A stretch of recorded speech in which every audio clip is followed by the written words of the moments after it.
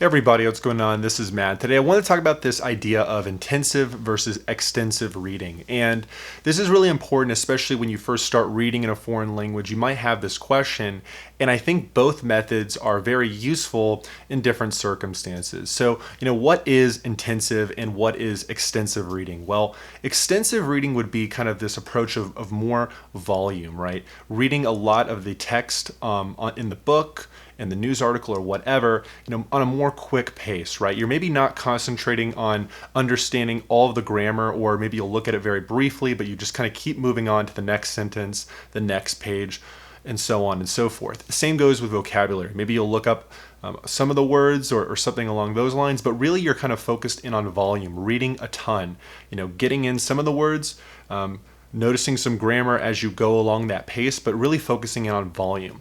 Versus an intensive approach is kind of more, very much focused on accuracy, really looking at the sentence structure going, okay, what is the grammar that's going on here? Why we're looking at this ending for this particular verb, the word order, things like that, and making sure you understand the meaning of the sentence, not only the words, but the phrasal elements and all of those things.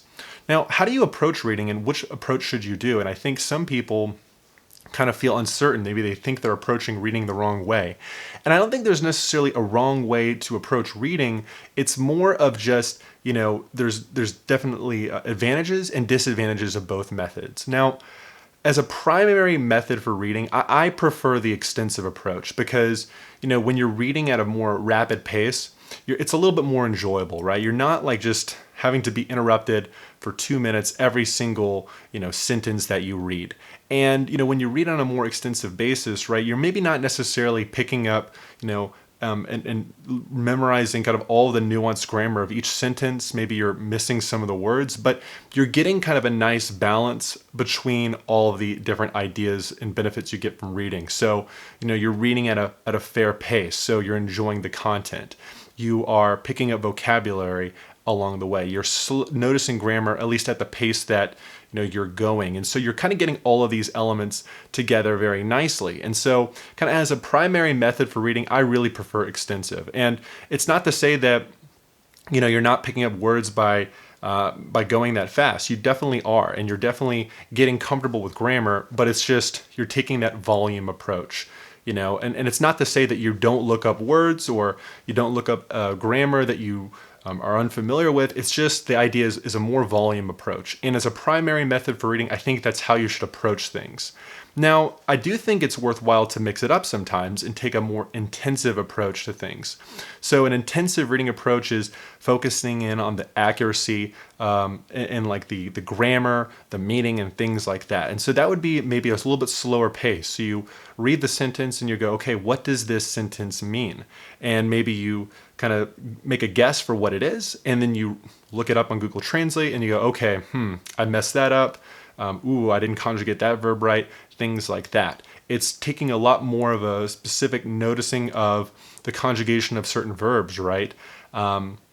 Where you're going, okay, this is an irregular verb here, or okay, this is how this verb is conjugated, or look at this word order, or why is the grammar doing this in this sentence? And it's kind of that more very rigorous, very analytical approach for why things are structured the way they are in that particular sentence. And I think it's very helpful for, picking up grammar, for testing your understanding of the text that you're reading. It can definitely be very beneficial. If you're going to take a more intensive approach when you're reading, I think it's worthwhile to try to quiz yourself when you're going about doing that process, right? So if you're quizzing yourself on the meaning of the sentence, try to guess what does that sentence mean, and then look it up, and then you have this kind of you're now at this point working on recall. You're working on trying to get better at that recall function, and not only that, you're working on grammar, vocabulary, etc. Now, that being said, you can do whichever approach you think is best, right? It can be an intensive approach, extensive, but like I said, I really do think that the extensive approach is the way to go for the most part, where you're kind of really focused in on a more rapid pace, but you're still getting vocabulary and grammar in and things like that. But in the end of the day, it's all up to you for preference purposes.